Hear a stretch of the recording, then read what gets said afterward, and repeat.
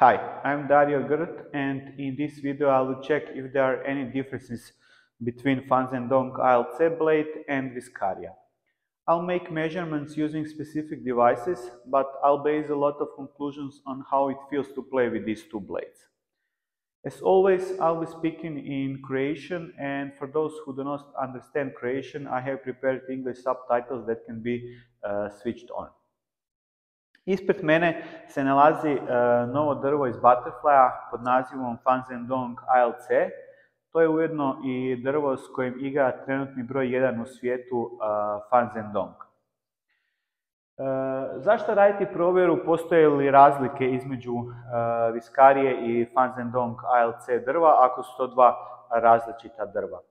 Pa zato što je Fanzendong godinama igrao upravo s Viscarijom i ovo bi trebala biti malo skuplja kopija Viscarije. Ali vidjet ćemo ima li kakve razlike između ova dva drva ili je razlika samo u cijeni i boji. Ali prije direktne usporedbe, s obzirom da se radi o osobnom reketu prvog igrača svijeta, ajmo prvo malo o njemu. Fanzendong je bio sponzoriran od Stige, pa nije bilo poželjno da jasno pokaže da igra s Butterfly drvom. Iako mislim da je svim upućenima poznato da je igrao upravo s Viscarijom, ali je na nju stavljao Stiga dršku da to malo zamaskira. 1.11.2022. objavljeno je da je Fanzendong potpisao sa Butterflyem i nije se moralo dugo čekati da Butterfly objavi da će izdati Fanzendong seriju drva. Tako da je 19.7.2022. predstavljeno 5 drva s njegovim imenom koji su od rujna dostupni za kupovinu. Radi se o ALC, Super ALC, ZLC, Super ZLC i CNF verziji. Već poznate verzije Butterfly drva.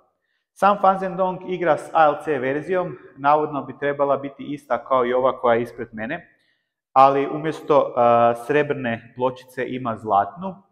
Da li ima još neke razlike, sad teško je znati.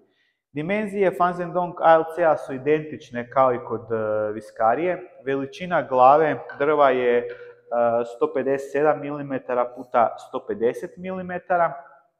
Što se tiče drške, kod kupnje imate mogućnost odabira između konkavne i ravne drške. Ja uvijek kupujem drva s konkavnom drškom i dimenzija takve Fanzendong ALC drške je 100 mm dužine, 34 mm na najširem dijelu i 25 mm debljine. Ponovno identično kao na Viscariji. Što se tiče kompozicije, ponovno su drva identična. Prvi sloj furnira je koto od otprilike 0,5 mm, nakon toga slijedi ALC od 0,25 mm, pa limba od 0,5 mm i u sredini se nalazi kiri od 3,3 mm. To daje ukupnu debljinu od 5,8 mm. Što se tiče drvnih furnira, oni su raspoređeni od najtvrđeg prema najmekšem, koto, limba i kiri, a karbon se nalazi odmah ispod prvog furnira. S obzirom da je drvo prirodni materijal, poznato je da ako uzmete iste modele drva, da je velika vjerovatnost da će biti različitih težina. Težina istih modela drva može varirati i više od 10 grama, no ja sam prilikom kupovine tražio da moj Fanzendong ALC bude što bliži 90 grama, kao što su Viscarije koje imam. Tako da je ova verzija Fanzendong ALC-a 89 grama. Prije nego što zalijepim gume, zadnje mjerenje koje ću napraviti je provjeriti frekvenciju oba drva. Što je veća frekvencija, to je drvo tvrđe, a to dovodi i do toga da je vjerovatno brže. Kao što možete vidjeti iz obavljenih mjerenja, Viscarija ima frekvenciju od 1507 Hz, dok Fanzendong ALC ima 1485 Hz. To ih stavlja u gornju granicu ofenzivnih drva.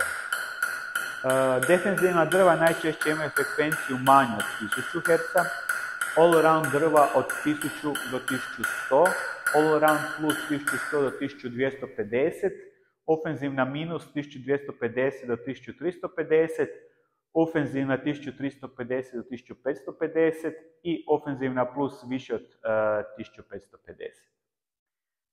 Do sad sve što smo uspoređivali pokazuje da ova dva drva imaju skoro pa identične karakteristike, ali sada ćemo zalijepiti gume na oba drva i vidjeti kako je igrati s njima. Na forend ćemo staviti Dignix 09C, a na backend Ragzu Z.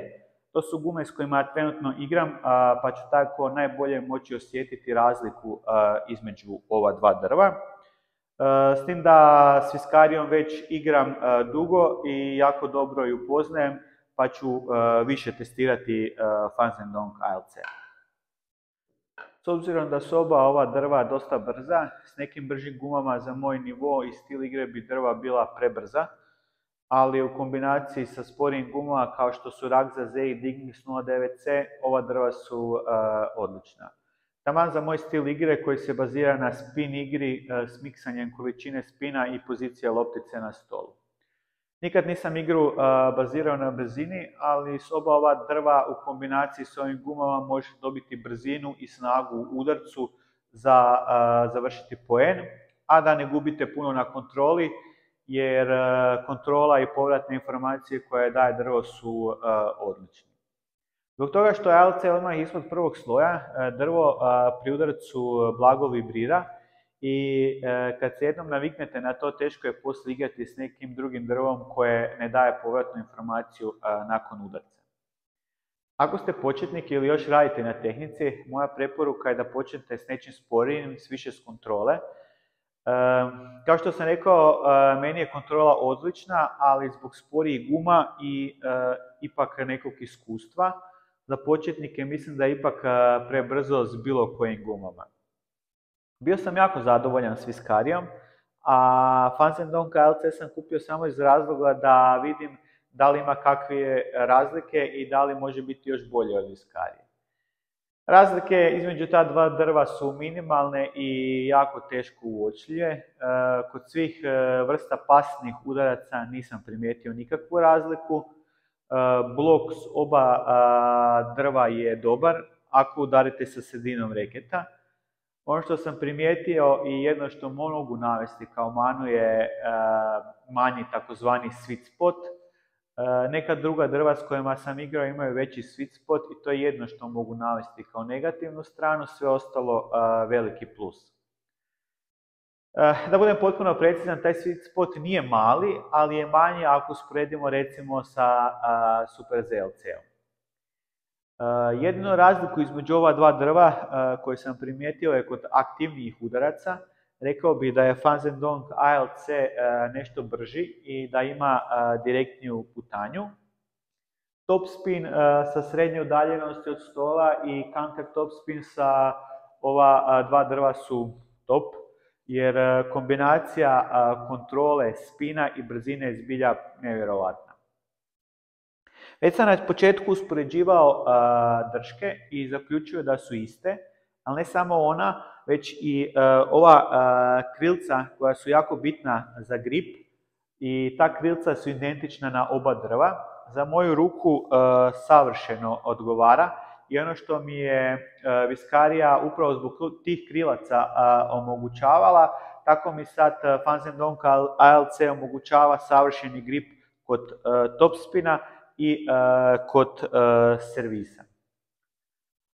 Tranzicija forehand-backhand vrhunska. Do sad nisam probao drvo s kojim je tranzicija bolja. Ne znam da li je to zbog tih krilaca, drške, rasporeda, težine ili kombinacija svega navedenog, ali tranzicija je najjednostavnija upravo s Viscarijom i Fanzendong ALC. Da na kraju zaključimo, Fanzendong ALC je vrhunsko drvo koje je po karakteristikama skoro pa identično Viscariji. I jednu razliku koju sam primijetio je da kod aktivnih udaraca malo brže i direktnije od Viscarije. Po svim ostalim elementima ja ne vidim razliku. Od toga kako leži u ruci, osjećaj prilikom igre, zvuka, količine spina, kontrole, sve isto. Ako gledam izgled drva, dizajn i odabir boja, ljepše mi je Fan Zhendong HLC, ali to je subjektivno, pa o tome neću raspravljati. Ako već igrate s viskarijom, da li bi preporučio da ju zamijenite sa Fan Zhendong HLC? Ne bih trošio novce jer razlika između ta drva je jako mala. Ako nemate viskariju i htjeli bi isprobati takav tip drva, da li bi preporučio viskariju ili Fan Zhendong HLC? Pa razlika u cijeni je 50 eura, što i nije malo, i ako vam Fan Zhendong HLC nije toliko puno ljepši od viskarije i ta mala razlika u brzini i luku ne igra vam veliku ulogu, onda ponovno viskarija. To bi bilo to. Ako imate kakvih pitanja, pitajte ispod u komentarima. Također, ako vam se svidio video, kliknite na like kako bi što više ljudi vidjelo video. Te ako se još niste, pretplatite se na kanal jer slijedi puno uzbudljivog stolnotenisskog sadržaja. Do sljedećeg puta, uživajte u pinganju.